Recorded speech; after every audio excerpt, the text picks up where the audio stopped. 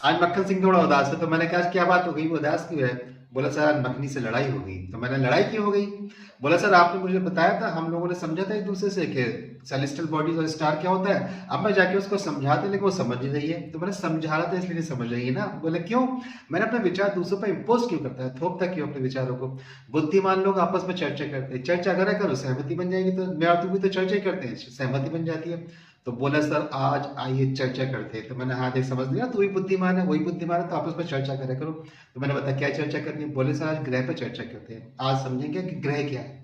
तो मैंने ग्रह क्या है, वो सेलेस्टियल बॉडी का अपने एक एग्जाम्पल है। जैसे सूर्य सेलेस्टियल बॉडी का एग्जाम्पल है, खगोलीय पिंड का एग्जाम्पल है, ऐसी ग्रह भी सेलेस्टियल बॉडी का एग्जाम्पल है। बोले सर और? तो मैंने और क्या है, जो सूर्य हमारा जो है वो अपनी प्रकाश और ऊष्मा का स्वयं से उत्पादन करता है, लेकिन जो हमारी सेलेस्टियल बॉडीज है जैसे कि प्लेनेट है, they receive their heat and light from the sun. उनके पास अपनी हीट और लाइट होती नहीं है, प्रकाश और ऊष्मा होता नहीं है, तो सन से प्राप्त करते हैं। बोला सर और? मैंने और उनका फिक्स्ड ऑर्बिट होता है, यानी कि कक्षा का जो पथ होता है वो अपने आप निश्चित होता है।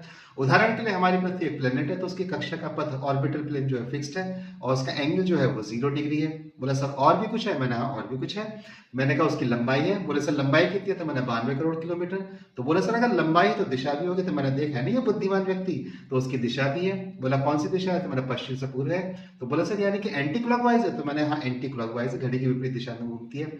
बोला सर और गति में? तो मैंने गति है वो उसकी 29.8 किलोमीटर पर सेकेंड। बोला सर यानी कि अगर मैं पलक झपकाऊंगा और 1 सेकंड हो जाएगा तो पृथ्वी 30 किलोमीटर आगे बढ़ जाएगी। मैंने हाँ तो समझ गया ना बुद्धिमान व्यक्ति है। तो पृथ्वी 1 सेकंड में 30 किलोमीटर आगे बढ़ जाती है। तो सर इसकी लंबाई हो गई 92 करोड़ किलोमीटर। और भी कुछ बचा है इसमें?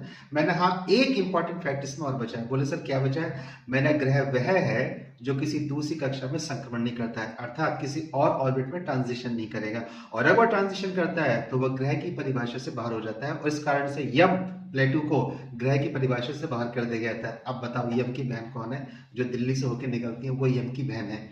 तो बोला सर और भी कुछ है? मैंने हाँ और भी कुछ है। बोला सर ये डेफिनेशन हो गई? मैंने हाँ डेफिनेशन। तो सर बचा क्या है? तो मैंने एक बात और बची है। मक्खन सिंह बोले क्या? तो मैंने अगर चैनल को सब्सक्राइब कर लो, वीडियोस को लाइक कर लो, तो तुम्हारा कुछ घिस जाएगा, तुम बुद्धिमान व्यक्ति के बारे में समझ जाओगे। बोले सर और भी कुछ है? मैंने हाँ और भी कुछ है। बोले सर अब मैं बताऊंगा वो क्या है। तो मैंने कहा अच्छा चल बता।